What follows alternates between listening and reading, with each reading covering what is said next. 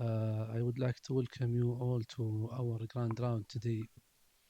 It is interesting and challenging and complex subject presented by Dr. Norah Alkheraiji. Dr. Norah is a cornea and refractive surgeon and uveitis consultant. She is the chief of the unit of the cornea and refractive surgery in our hospital at King Saud University Medical City and in Department of Ophthalmology, King Saud University. I am sure we will enjoy the informative talk by her in this fast-growing subject. Please join me to welcome Dr. Norah. السلام عليكم. الله يعطيكم العافية جميعا. So, as Prof. Hani said, presbyopia and tackling presbyopia is quite a challenge for everybody, especially now in our era with the different demands from the patient and the different lifestyle and everything now is just changing and the different modalities that are coming up. So first of all, it's something that is inevitable, most likely going to happen to everybody, and it's a gradual loss of accommodation and near vision. The estimation for the global impact in 2005 was around almost 1 billion individuals. 400 million of them were listed as visually impaired or unable to get adequate vision correction. In 2015, the number increased to 1.8 billion. So it's a big mass in the ophthalmic arena. Around 800 individuals have no or inadequate vision correction. The prevalence was projected for 2023, and it was estimated that almost 2 billion individuals will have this issue, with almost, again, half of them almost having no or inadequate visual correction. So the pathophysiology of presbyopia, just talking briefly about it, there are so many theories about how we lose accommodation with age and how can this affect us in a way. So the three common theories is the Helmholtz, the Shakar, and the Coleman theory. Each theory has almost a similar perspective, and they're trying to speculate how or theorize how this issue of accommodation is lost, and in another term, presbyopia happens. So Helmholtz, his theory started over 150 years ago. The concept of this kind of his theory was that the ciliary muscles, they contract and they move both anteriorly and inwardly. So this releases the tension on the zonules. By this release, the curvature of the lens in return becomes more curved in the center and becomes more shifted anteriorly. So this increases the focus of power, helping us and aiding us in near vision. With age, this ability is lost because of loss of elasticity of the lens. So as the lens becomes harder and harder and the lenticular changes become more and more obvious, the ability of this lens to change the shape becomes less. For Shakar theory, it was suggested in 1992. The concept is somewhat similar, but he suggested that the longitudinal fibers, they are the ones that place more tension on the equatorial zonules. With that happens a relaxation in the anterior and posterior zonules. This leads to an increase in the equatorial diameter of the lens, flattening of the periphery, and a more central increase in the volume of the lens. Okay, so this also in turn increases the power of focus and helps us with near vision. With age, the issue is the problem of the ciliary muscle. It's unable to create this zonular tension, and in turn, it is unable to distort the lens. The last theory is by Coleman. It's a catenary theory, and it suggests that the lens is held with the fibers, with the zonular fibers, just like the pylons of a suspension bridge. And this suspension with the pylons or with the zonules, it is the one that determines the natural curvature of the lens. as well as an anterior and posterior pressure gradient from the anterior posterior chambers. So the effect of the zonular tension with these two gradients affects the zonular shape, the lens shape, and causes this central increase in the lens power. Here I'm displaying just for us just to have a look at. So as you notice, when the person is around 40, 35 to 40, his accommodative power and amplitude is almost 8 diopters. As time goes on, this keeps cutting almost in half. So at around 50 years old, it is almost 3 diopters only.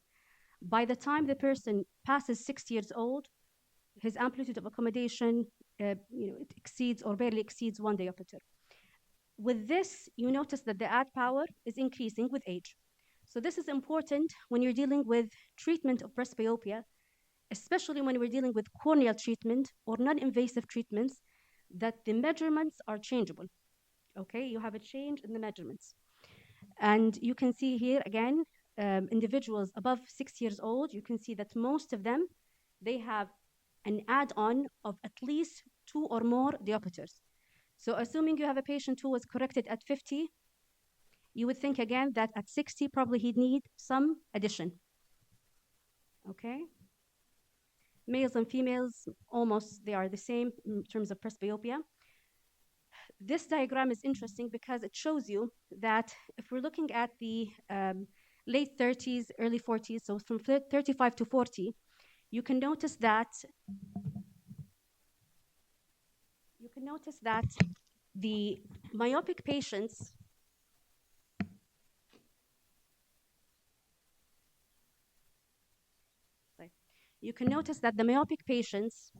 they are the ones with the highest ability to accommodate. So their amplitude of accommodation is quite high in comparison to emmetropes and hyperopes. The hyperopes are the lower group with the amplitude or the strength for amplitude of accommodation. And that's why hyperopes, they tend to go into presbyopia a little bit earlier compared to myopic patients. At the age of around 45 to 50, you can find that usually whatever the refractive error is, they all go within the same streak line.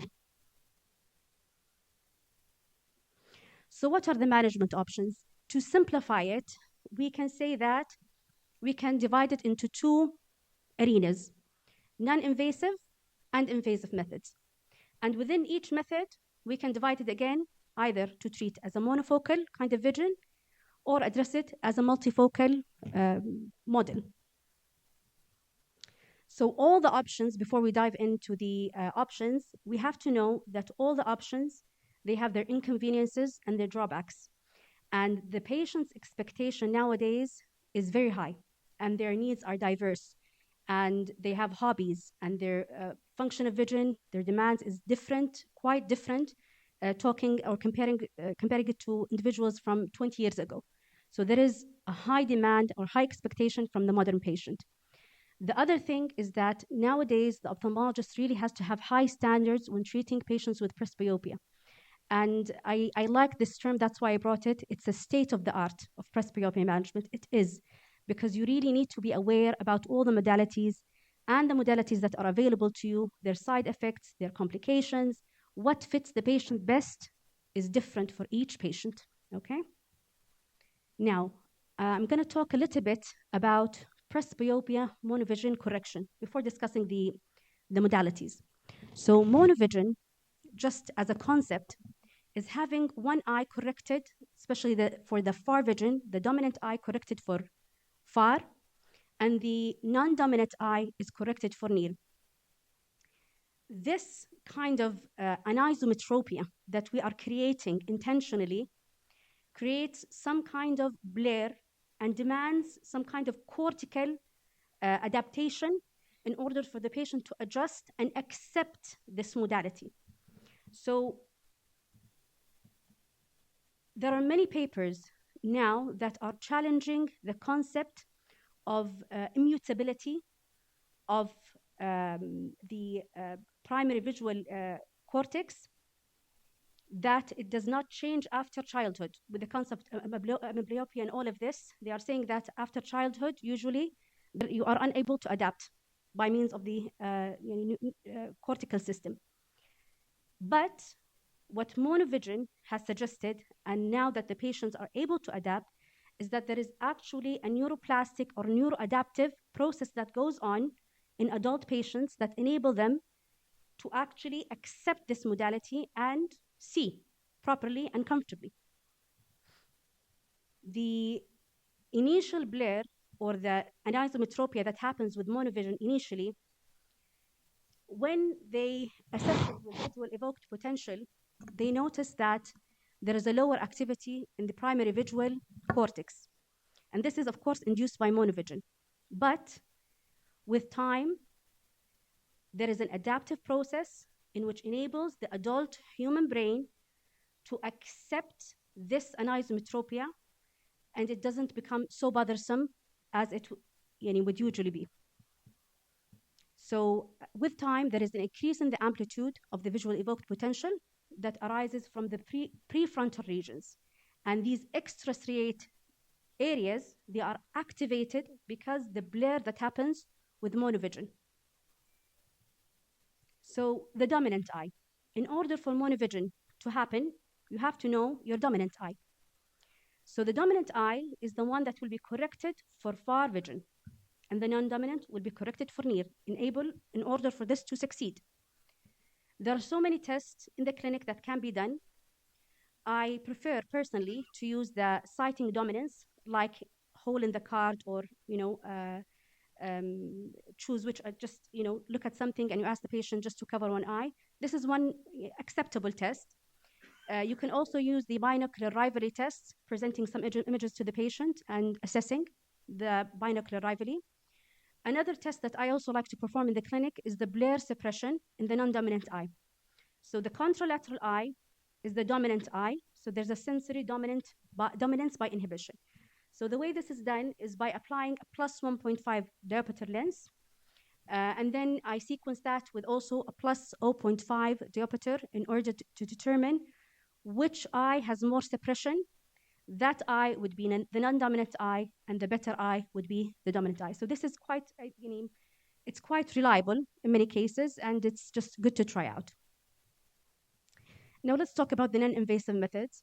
The non-invasive methods, some patients are comfortable with it, some patients are happy with it, and that's fine. They can use, they don't have to go procedure or surgical intervention for them to be, happy. They are okay as they are. So we just have to offer them the right non-invasive method that suits them the most. And this one, usually, our optometrists, they are well informed with all the different options. So they can be offered glasses, separate set of reading glasses. Some patients prefer bifocals. Some prefer multifocal progressive additive lenses. Contact lenses also are used, especially by females. They prefer it, and it can be done as either monofocal treatment or given as a bi or multifocal contact lens. And it's all, all these options are acceptable. Nobody has to push anybody for surgery. If they are okay with this, this is fine for them. But the actual reality is that now in the coming era, there are lots of patients who really want to be spectacle independent. And that's what we will discuss later. So this is the bifocal, distance and near, and then you have the progressive where you have the distance, and then you have the intermediate, and then you have the near vision. Usually a peripheral blur is usually added to the glasses just to help with the focus and keep everything smooth for the patient. So this is the progressive lens over there. I'll just show a picture here also. So this is what the patient sees with the bifocal. You have just the far, and then you have the near, and then with the progressive glasses, you have this transition to an extent. So these are great options. The issue that, of course, they're more pricey, they're more expensive, and like every other option for presbyopia management, they all have their limitations, including a restricted optical zone, and they do have some visual experiences or contrast related issues during driving and when they are performing specific work task forces. Okay. Now, going to the invasive methods, there are several options that can be done to the cornea, to the lens, or to the sclera in order to attempt to pseudo accommodate or emulate accommodation to an extent. you have to bear in mind when you are going for this kind of procedure or for an invasive procedure that it could be repeatable, okay? And this is, it is a challenge because as I mentioned before, the need at 50 is different from the need at 60. So this could be a challenge. The other thing is that this kind of issue is usually not much of an issue in cases of lens-related procedures. So this is mainly for corneal procedures. Okay, so let's talk about the cornea-based procedures. We have lots of options and lots of profiles now that allow us to try to optimize the vision at far and near, and with trying to have lesser aberrations compared to the previous older modalities. The first option is to go for an excimer or a femtosecond laser cornea ablation, and that can be in the form of a monovision with the LASIK or PRK, or it can be as a multifocal treatment like in Presbyopia with all its profiles, or femtosecond like the intracore. Other options other than the excimer or femtosecond is conductive keratoplasty. It's rarely used, but it's worth mentioning, and insertion of inlays. So the LASIK and surface ablations, we can go in either route, monofocal or multifocal approach. For the monofocal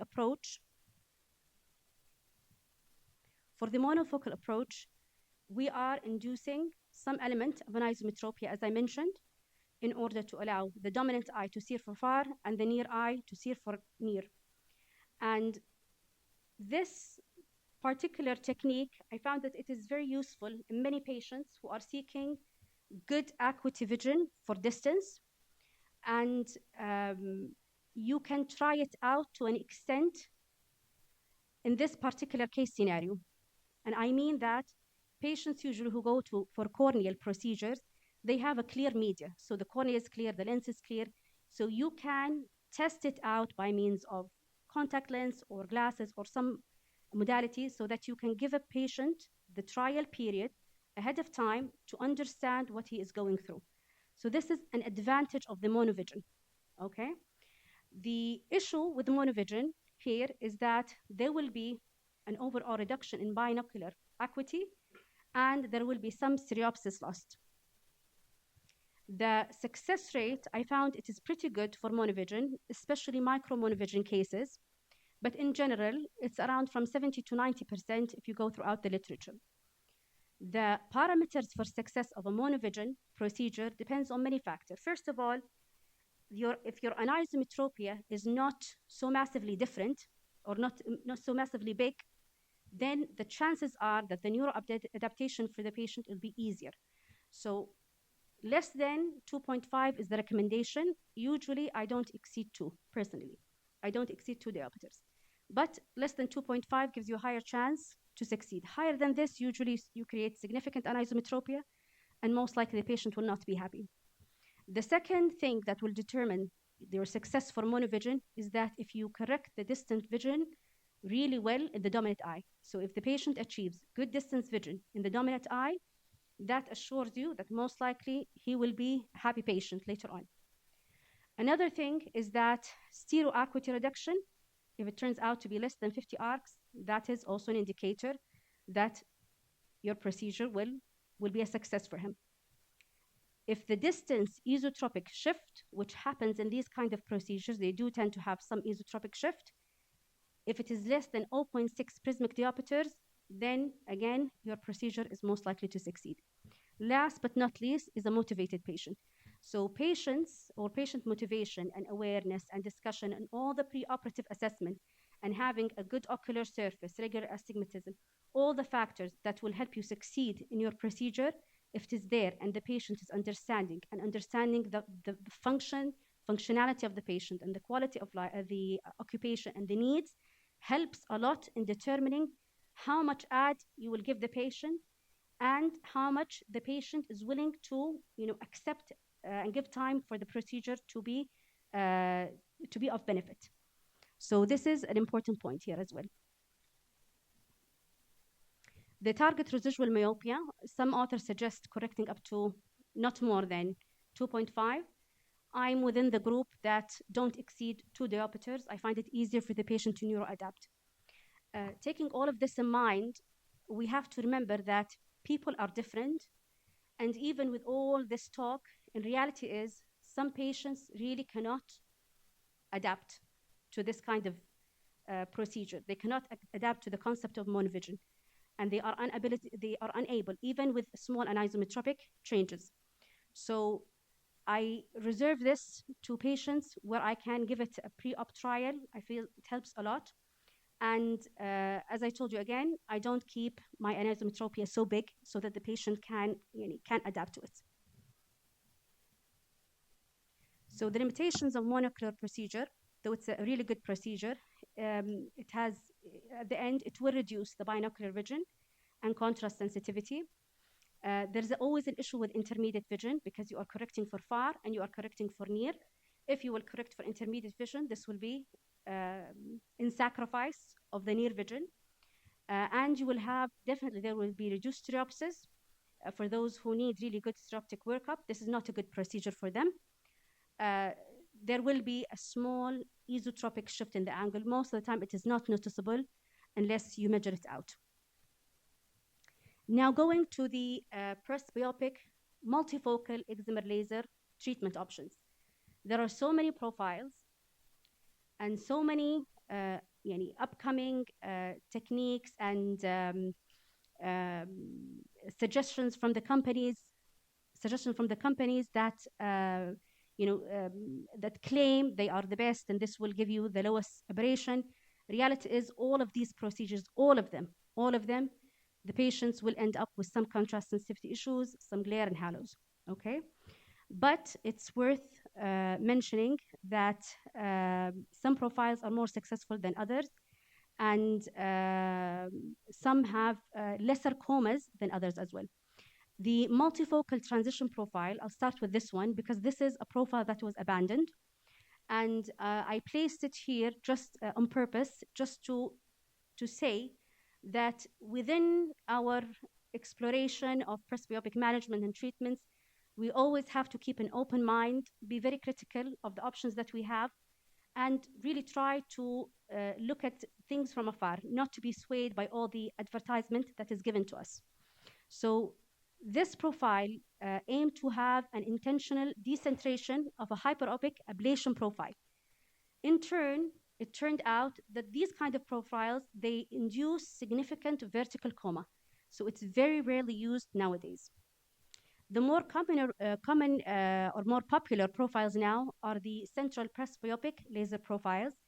These aim to correct the near at the central zone of the cornea and correct far vision at the peripheral zone of ablation or of the cornea.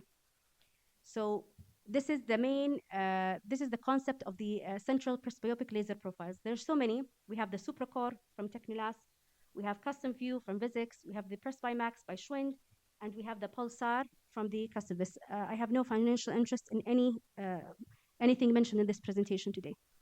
So the SupraCore ablation profile is one of the common ablation profiles that is used, and it tends to steepen the cornea by around 2 diopters for near vision within the 3 millimeter zone, as you can see in this this diagram or sketch. And these kind of profiles, they assume that there will be a controlled higher order aberration with this kind of profile. But even with the SupraCore, you can see here that the higher order aberration there at the second column, the blue is for the SupraCore and the red is for the standard hyperopic profile. You can see that the vertical coma is more in the SupraCore treatments. So it is almost inevitable that this happens. This is the profile after treatment in orb scan. You can see where the cornea is steepened at the central part of the cornea. And then we have also here, excuse me. And then we have the Custom View by Vizix. Again, the same concept. You have a wavefront guided hyperopic treatment, and there's a presbyopic steepening at the center, very similar to SupraCore, which assists or aids in near vision, while the periphery is treated for distance. The Presbymax aims to create a bispheric multifocal corneal surface, and it creates a hyperpositive area between plus 0.75 to 2 diopters or 2.5 diopters for near correction. And then again, the peripheral area is for distant refractive error. This is the Presbymax, and you can see they have, within the profile of Presbymax, you have three options. You have the monovision, you have the hybrid, and you have the monocular. In the monovision, or to be more correct, in the three profiles or many profiles or subsectors, you can find that the non-dominant eye is placed at the intermediate and near vision. And then all the game happens at the dominant eye. So if you are going for the Presbymax monovision, it takes up or corrects from intermediate to distant vision. If you're going with the hybrid, you're going to have somewhat of an intermediate vision overlapping with the non-dominant eye, and then distant vision. In the monocular treatment, you have only the distance vision corrected for the dominant eye, and the non-dominant remains in the intermediate near vision area. This is the Presbymax. You can see all of the profiles. They aim to create a steepening in the center to help in the near vision. The peripheral presbyopic laser profiles, they are correcting far at the central zone, and near is corrected at the periphery.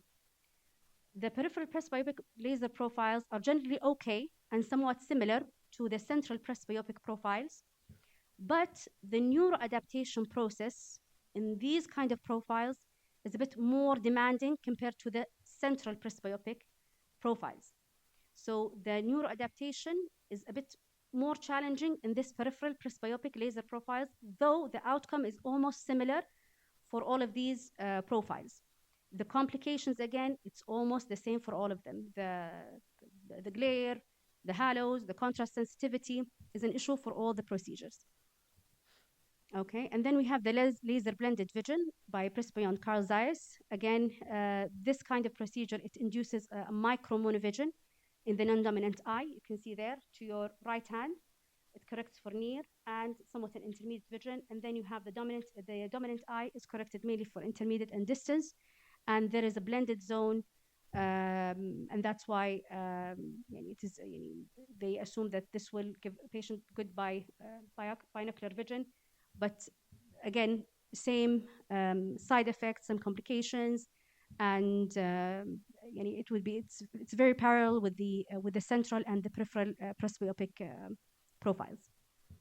So the outcome of all these profiles, they do give good adequate independence from spectacles for far and near most of the time. The binocular unaided vision most of the time is relatively satisfactory, and this satisfaction is found to be more in hyperopic patients compared to myopic patients. I think this is common knowledge for all of us. And most of the patients were satisfied with the near uncorrected vision. Elio tested out all the profiles. He did a good job in that. So he tested the transitional with the transitional multifocal and the central and peripheral presbyopic. And the conclusion of this slide is that the transitional multifocal profile created an intentionally vertical coma aberration that was was not acceptable, and that's why many surgeons now abandoned this procedure. Okay, going now, leaving the excimer behind and going to the femtosecond laser ablation treatment options. So we have the intracore by Bosch-Lhomme Technolas. It was performed a long time ago, and the concept of this kind of procedure is basically to hit the center of the stroma of the cornea and create concentric rings that aim to induce steepening at the center and aid with near vision. So this is the whole concept of the femtosecond laser ablation treatment. And one of the advantages is that you don't cut a flap or you don't cut the epithelium, so it's quite relatively a comfortable procedure for the patient. You can see here, this is an eye that was treated by the intracore. Usually it is formed of 5 concentric rings, at the 2 and 4 millimeter diameter from the line of sight, and the laser beam hits the mid-stroma, and there is no dissection or cutting of the epithelium or bowman layer. So at the end, the patient will be comfortable. It did sustain good uncorrected near vision, but at the end of the day, it created there was loss of contrast sensitivity and increasing glare and night driving issues. So all these procedures really they have their advantages, and I think just before we go further in the slides, it's important just to address the point that they all have advantages and disadvantages. All of this needs to be discussed with the patient thoroughly so that you can optimize the treatment. Because if the patient, let's say he needs good stereoacuity, good stereopsis, the monovision probably will not be the best. If the patient cannot tolerate glare at all and really wants good vision, then you have to assume another modality other than the multifocal treatment. So just being aware of all of this helps in aiding with the decision and making the good, a good outlook for the patient and his perspectives. Conductive keratoplasty. It's not commonly used, but it had its time at one point of time, and it's an in-office procedure.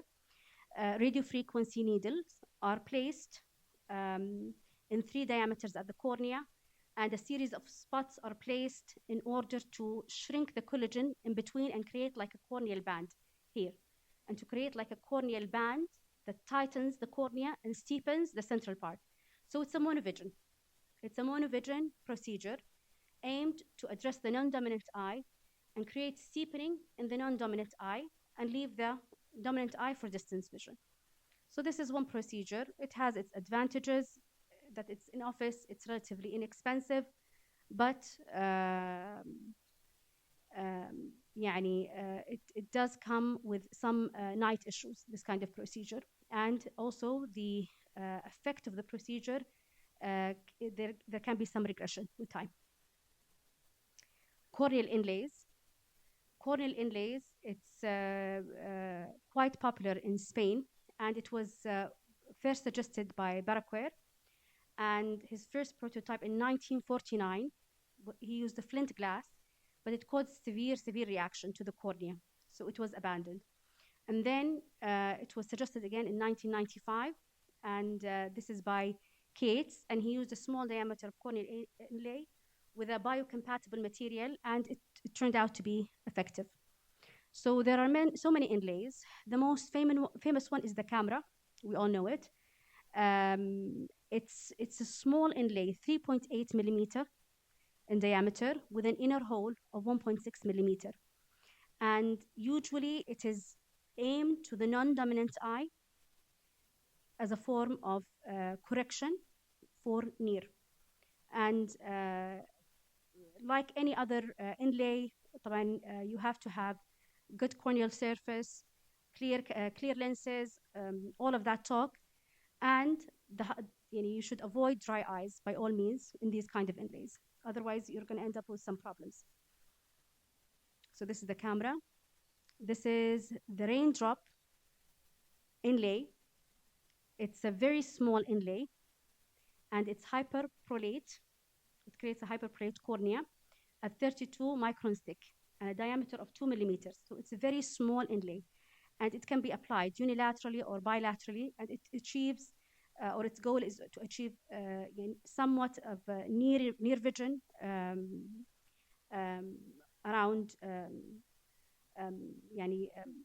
almost compatible to that of the central laser profiles, but the intermediate vision again is somewhat of a challenge here with this kind of inlay, and the distant vision is relatively good. So this is the raindrop. We have another inlay, which is the FlexiView, which is a micro lens. Again, it's hydrophilic polymer, it's biocompatible. It's a small lens, a 3 millimeter diameter. And like all the other inlays, it's okay. It has good near vision to an extent. and good distance vision. The intermediate vision, again, it's an issue for the inlays. And with all the inlays, as I mentioned again, that you have to have good ocular surface, dryness needs to be minimal, and you have to have a clear cornea, clear lens, and all of that. The issue with the inlays is that they create some higher order aberrations, and they do also affect, unfortunately, the contrast sensitivity. So all with faults. These are the inlays, the popular inlays that we're having. So we have the camera, the EcoLens, and the FlexiView, the raindrop. The camera and the raindrop are the most popular in Spain, and also the FlexiView is quite also popular. Now, let's go to the lens-based procedures. Again, when we are addressing presbyopia and lens-related treatment, we can go either way. So either we can correct as monovision with intraocular lens, or we can choose one of the multifocal IOLs, regardless if it's a trifocal, bifocal, or an EDOF, or what they call monofocal plus lenses also can be used. And then we have a different category alone, which is the accommodative IOL, which is not so much used nowadays. So for monovision, let me just start with this slide. So every lens is called by its focal point. So if you have a single focal point, this is a monofocal IOL. If your lens provides more than 2 focal points, then you have a multifocal lens. If it is bifocal, it is 2 focal points. If it is 3, you have 3. If it is 4, you have quadra. And an extended depth of focus lens is usually classified within the multifocal range, but the mechanism or the function of the lens is aimed to extend the focal point. So it's still, at the end of the day, it's almost one focal point, but it is elongated and extended. And within all the IOLs that are available today, the true EDOF lens is the IC8, the oculofocus lens. The other lenses, the Vivity and the Symphony and all of the other lenses, are not truly, by definition, an EDOF lens. So monovision correction for a patient with cataract or clear lens extraction is to aim dominant eye for distance and near, as I mentioned, for the non-dominant eye. Usually, I correct within the minus 0.75 to minus 1.25 diopters. Up to 2 would be the maximum, especially if the patient understands and all of that. We can take it a bit higher, but I like to keep it within this range. I found that this is the best for the patient to accept it. Now, multifocal IOLs.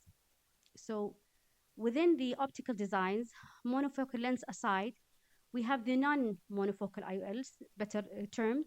Within them, we have the multifocal IOLs, bifocal, trifocals, quadra, and then you have the EDOF lenses. The EDOF lenses, there's also a group, and to an extent, they are in function somewhat closer to the multifocal IOLs. The refractive lenses, we have 2 types. We have refractive and diffractive IOLs. The refractive IOLs, the most famous one is the Restore, probably here in Saudi Arabia, is the Restore. The other lenses are used, but Restore is probably the common lens that is used as a refractive IOL. Vivity, it is an EDOF lens, but in function, it is closer to a multifocal lens. So it hits multiple focal points rather than having an extended, elongated focal point. Diffractive lenses, we have the common, we have the iHance and the Symphony, and the fine vision and panoptics. This is what's used in Saudi Arabia, at least. And then we have the pinhole effect that provides the extended depth of focus. This is the IC8, which is the oculofocus. ما تتحرك السلايد.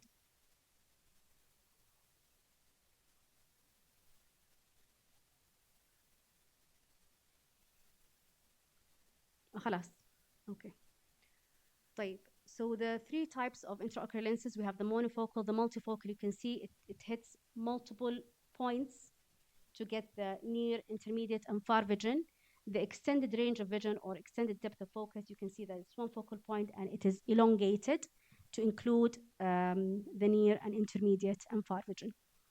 This is a sketch just showing how the refractive intraocular lens works. So it's basically divided into zones, each correcting or has a specific power to correct for the specific targeted area.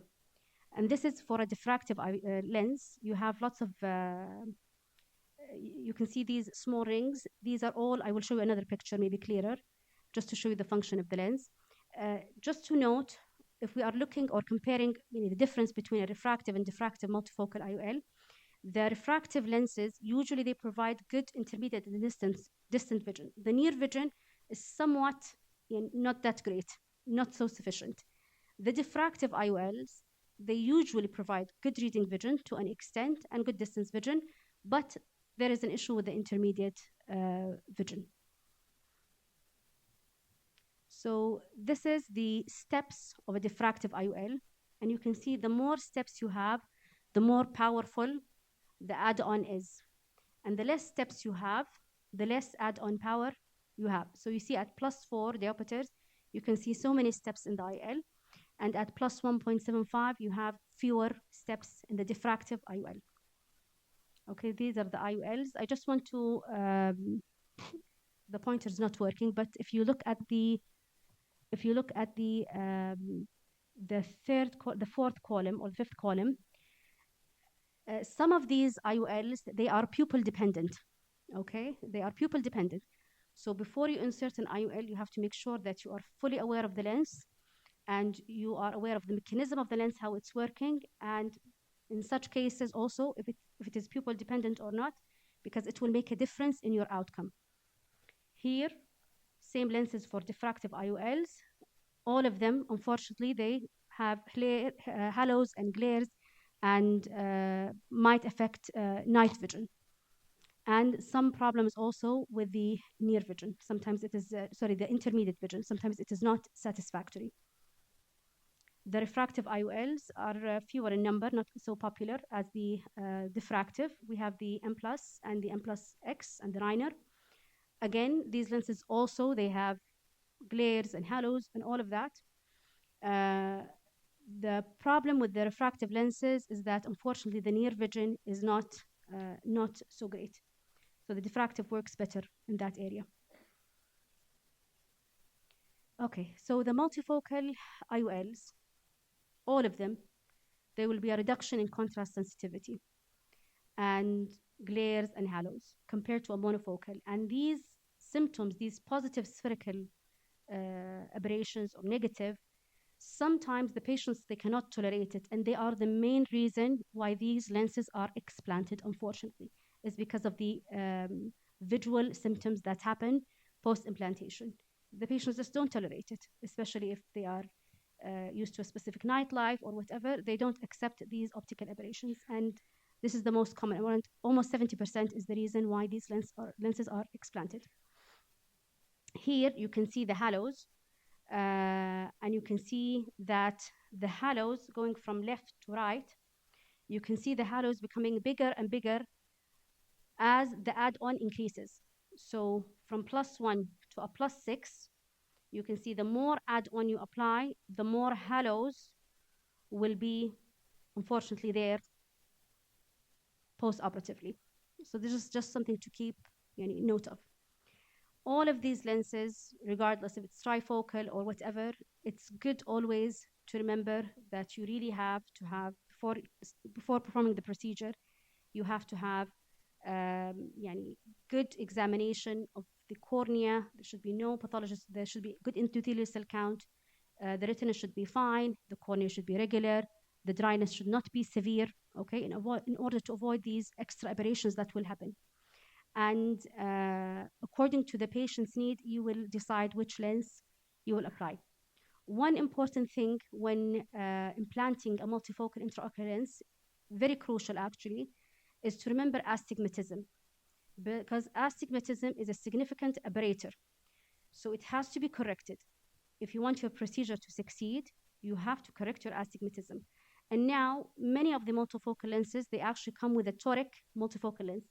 So that will give you a better outcome rather than placing just a a simple regular multifocal IOL. So if the astigmatism is above 0.75 diopters, the patient will not be happy if you don't correct it. Okay. This is an interesting lens because some patients who are already pseudophakic and they want spectacle independence for near, there is a trifocal supplementary add-on intraocular lens, this one, which is applied in the sulcus, and it has zero power. So it has a zero power. There's no power to this IOL except for the add-on power, which ranges from plus 1.75 up to plus 3 diopters. And that's all. So you just, in a pseudophakic eye, you just place this in the sulcus, and the patient should be, or hopefully would be, spectacle independent. Okay. We also have some phakic multifocal IOLs. Hopefully, this will be a great option for the patients. But again, with any multifocal lens, we have to address the issue of glare and night glare and halos and all of that. But this is an emerging lens that is now gaining some popularity. Accommodative IOL, I'll be short here because this lens, whether it's single or double, it has a double lens system. It is basically placed so that it shifts a bit with when the ciliary muscle moves. But even so, it doesn't really formulate or return back the accommodative result, and it is and the post-op refractive outcome is not always predictable. So it's not a popular lens, and if you are thinking of intraocular lenses, then probably the previous IOLs would be a good option. So this is the lens. You can see as the zonules relax, there's a shift in the IOL by 1 millimeter anteriorly, and this should give the lens more additive power. But again, this is unpredictable. There are some scleral procedures. It's not commonly used, but just for the sake of just being knowledgeable about it.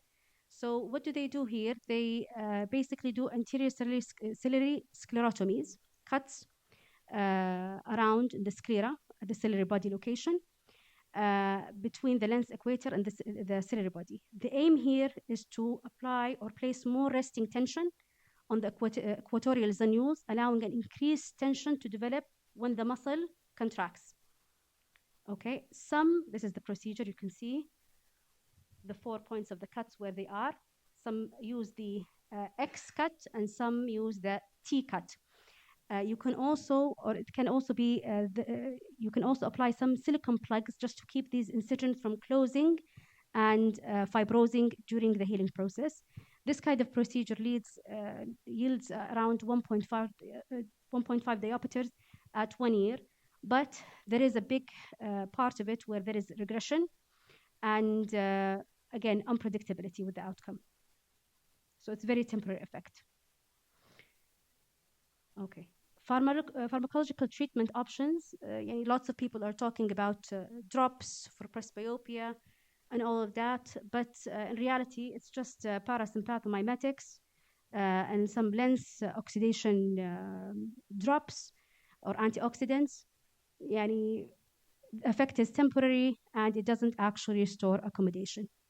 So the take-home message here is that we as ophthalmologists have to be aware about all the options that are available, because trust me, your list for patient, your patient list is very variable. The demand is different. The expectation is high. So you have to have sufficient time to explain and discuss all of the advantages and disadvantages. Another thing not to forget is that cornea-based procedures, you have to remember that things or the refractive status might change in the future.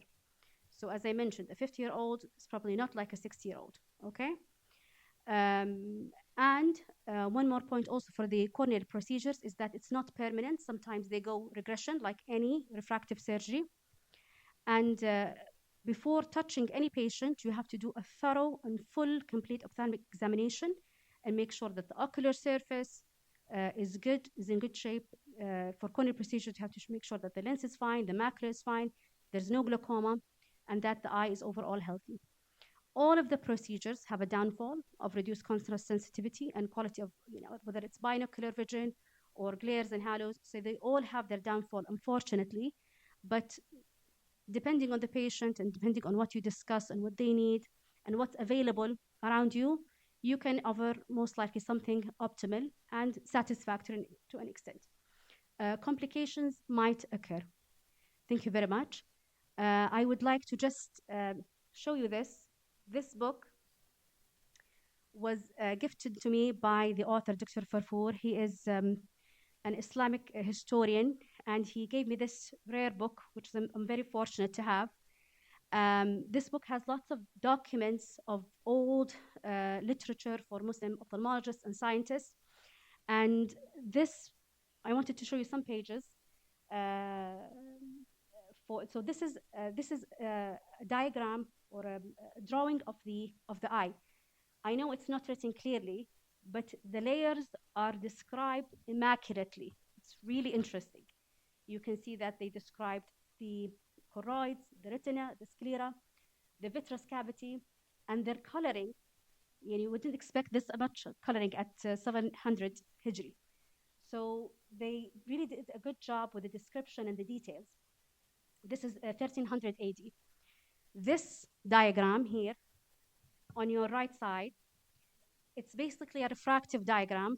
So they are talking in detail about all the refractive errors that you can imagine, all of them. So hyperope, myopes, presbyopes, all of it is mentioned here in a really well documented fashion.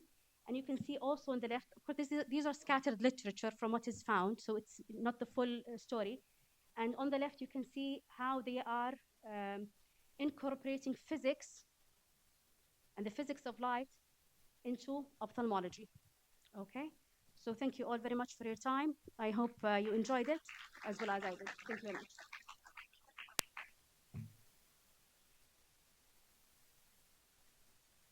Thank you, Dr. Norah, for a very informative lecture. I will open the floor for any questions. Prof. Abdullah. Thank you, Dr. Norah, for making this highlight in a very important subject. And it takes usually seminars to highlight all this. 1 or 2 days in presbyopia, even it will not be enough to cover all this. But I congratulate you for covering this and giving us an overview about it.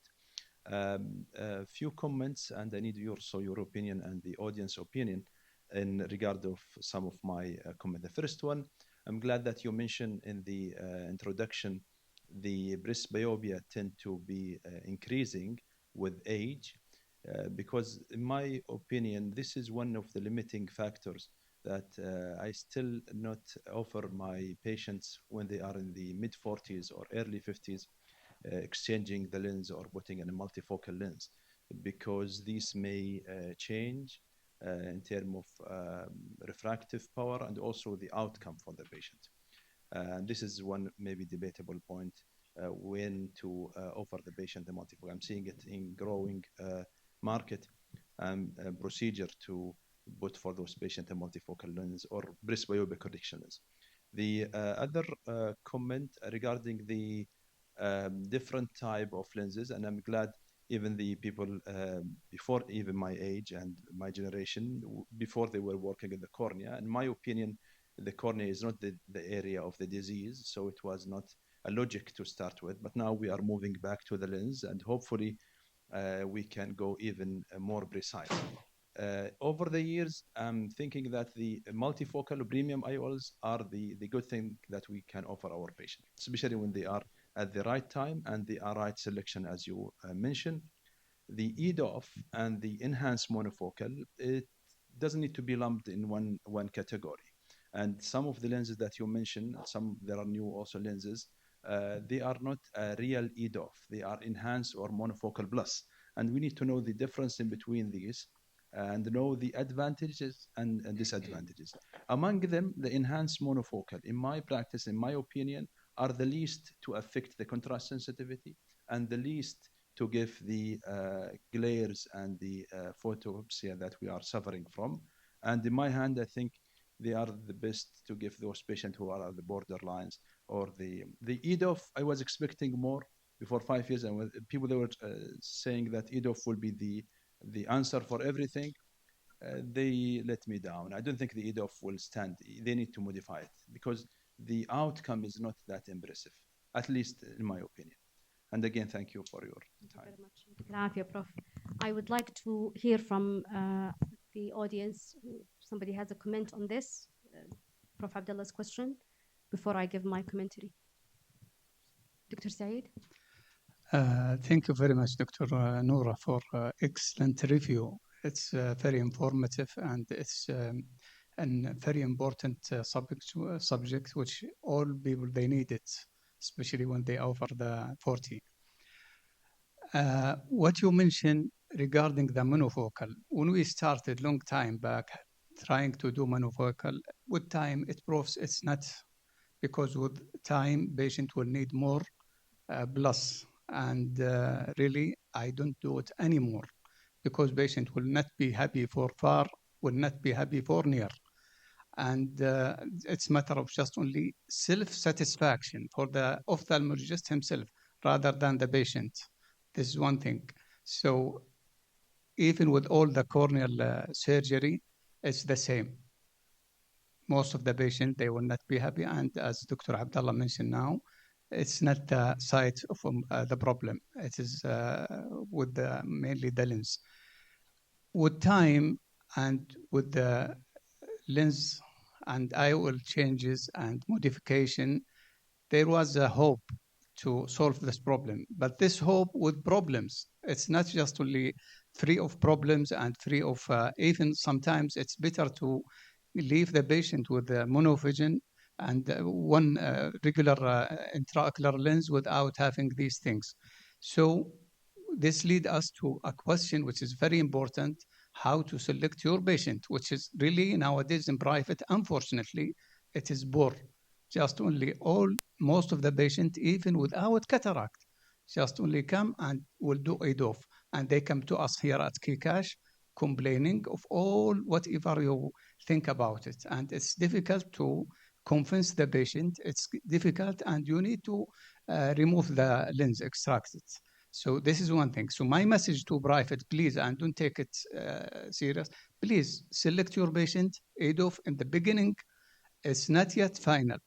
And most of the patients, believe me, they come to me in the clinic crying. They never sleep. They are having problems. So please, it's not what's going nowadays in private here.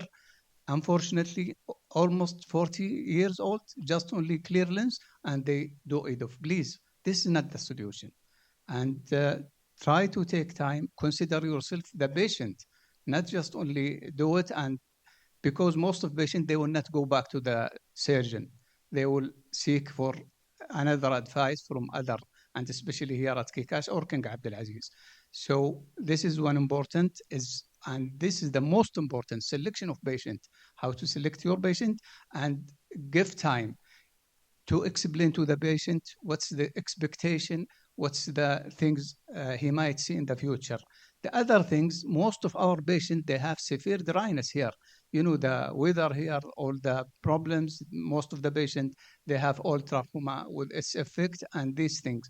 So it is the enemy of ocular lenses and glare and all the problems. So I think this is a very important lecture. This is a very important message to send to people who is just only any patient come to them to do EDOF. EDOF need to be modified, need more work to have a better outcome. And if you are, this is a question now, if you are going to select for EDOF, which type of EDOF you will select? Okay. Thank you very much again. Dr. Said. So I'll go back to Prof. Abdullah's question, and then I'll go to Dr. Said. Prof. Abdullah, your first question was, almost at what age, or especially the younger patients at 40, 41, they are early in their presbyopic journey, and they are looking for correction. I am with you that usually I tell them, I explain to them clearly that now today you are maybe plus 0.75. Next year you might come with plus 1.5. Okay, I don't know. Every individual is different, and the amplitude changes يعني, variably. It's not a specific route for everybody. So I also defer in the early 40s, يعني, patients in the later 40s, I would يعني, offer them some kind of يعني, management or start to discuss it actually with them. But up to the mid 40s, usually I withhold from offering anything. But some patients are quite demanding. So I will give you an example of this, and maybe this will answer also part of Dr. Said's question. I had one patient, luckily she's not mine, but she had bilateral multifocal IOL implanted. I think it was Panoptics. She was very unhappy. She was a very unhappy patient when she came to me. And, you know, I told her, you have a little bit of PCO. Let's deal with that. If you're still unhappy, then we can go for explantation. We did the PCO. Her symptoms improved maybe by 70, 80%. And she refused to explant her IOLs. She said, I would rather this rather than having glasses, reading glasses, or a monofocal perspective. So she refused that option. So that's actually a very important point, patient selection. You know, some patients, they don't want their glasses and they don't want monovision. So they have to be ready to accept the downfall. And from my side, as the surgeon, I'm not going to offer that to patients who I think either it will harm them or it will be unfair to them, or most likely, as you mentioned, Prof. Abdullah, that they are early on in their presbyopia, where I know that they will need more later on. So,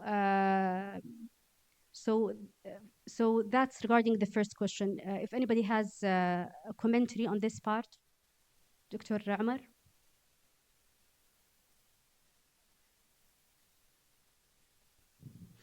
Assalamu alaikum wa rahmatullahi wa barakatuh. Thank you very much for this very nice lecture. I agree with Dr. Mtawa on many aspects. The physics need to be respected in this issue. One thing is the amount of light getting inside the eye is controlled by the pupil. So a lens, whether diffractive or refractive, tries somehow to focus the light in 3 areas, right? So if the budget is limited, and the number of photons will be rationed to one for the near, for the intermediate, and for the distance, plus those photons that are lost and scattered that give the optical phenomena. So the contrast is really blown away. Those patients cannot perform well in dim situations. No matter what type of lens, no matter what they call the lens, this applies. So one or a salesman. Most of the speakers nowadays in the conferences are really salesmen. They try to convince us against the optics, against the physics, against the logics. Unless it is a really accommodative lens that changes its focal point, no other lens, no matter what they call the lens, will give us a satisfactory result, especially in dim situation. Glare will always be there. Halos of variable degrees will always be there. Contrast will be abnormal, and if they check the modulation transfer function, it will be abnormal. The other thing is the pupil size. Now, if the lens is going to focus using its central point, is to focus the rays for near vision, what will happen to a patient whose pupil is small? Let's say the inlay is 3.6. All right. What about the patient of a pupil of 3.6? Assuming that the lens is really dead aligned with the pupil, which is very difficult to. So the inlay will nearly always be decentered from the center of the pupil. And then the patient will only see through and will never see around the lens. Most of the old patients have small pupil. The other thing is the point of angle kappa, or line of sight. And line of sight is really, in a way, it is enigma. And they try to convince people that, check the cord distance, the cord mu. If the cord mu is so and so, the patient will be happy. This is unlikely. The pupil has nothing to do with the centration of the lens inside the eye. Totally. The lens centers inside the eye based on the geometry of the sac itself, the back, and the shape of the lens. So what will happen if the pupil gets shifted because of synechia? Cord mu changes, patient becomes happy, unhappy. This is not right. Dr. Fawaz mentioned that the cornea is not the place. Definitely it is not the place. If you show the slide that you showed for the whatever name, fancy name they gave for the presbyopia correction over the cornea, this is malpractice. They are creating central island. In the old era, central island was one of the well-known complications of LASIK. And now it's called, they're giving it another name, a good name, still a central island. They are creating keratoconus. That topography was a keratoconus. And they did a good job creating a keratoconus. So, and the patients who come and discuss this issue are the patients who read. And they want a good option. And we don't have it yet. This is the simplest answer. Monovision. If they like it, fine. If they don't like it, then they can go wherever they want. Put whatever in their eye, in their cornea. Yeah. If there is cataract, I think the worst thing to do to someone is to get a patient, is not a patient actually, a subject with clear lens, a normal cornea, you try to correct presbyopia. Most those subjects are very unlikely to be happy. Yeah, the issue with the monovision in cataract patients, sometimes depending on how much anisometropia are creating, some patients will not tolerate it, depending, because you have no means to assess it preoperatively, especially if the lens is on the denser side. That's true. Yes. That's one point that we have no access to. Exactly.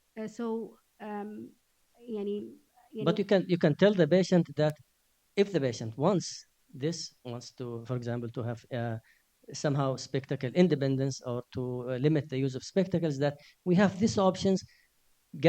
There is one point that we all overlooked, which is aim versus gain. All right, so you have your lens, you want to put a lens, you expect that the patient will be plano at distance. What if the patient ends up with plus 0.5 or so? So having a good trust in the IOL calculation or even in the excimer platform is not wise. That's true. Errors happen. And the patient can be given the option of, for example, if you are not happy, we can replace this.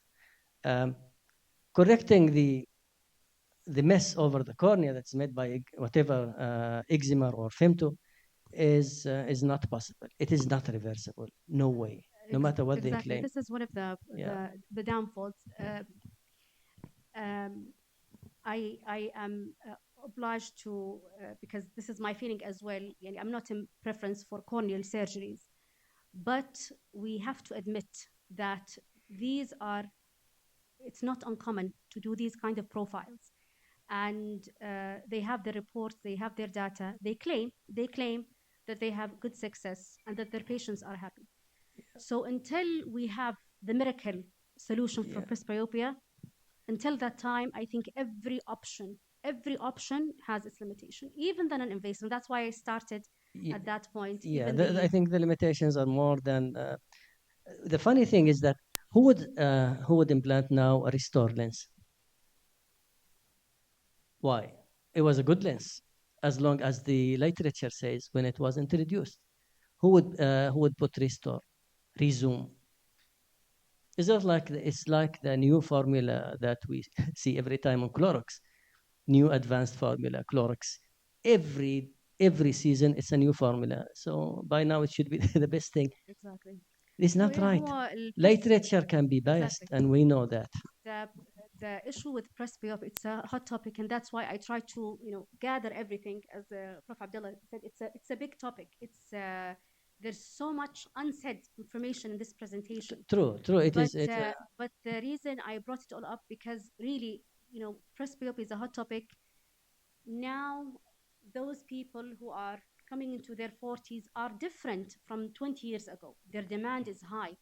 So they have hobbies. Yes, it is They true, have- but the technology that we have cannot adapt their expectations All the so far. technology Yes. has its limitations. So far, the technology is lagging way behind their expectations. Question? The other point is the change in the refractive error with time, change in the magnitude of presbyopia and loss of amplitude accommodation.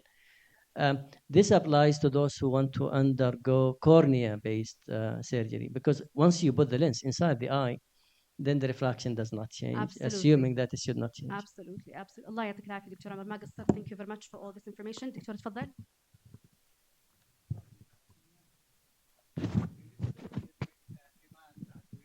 His need, but we are the one who is supposed to help him and give him the best option. That's true. So this is, I hear this terminology also always demand.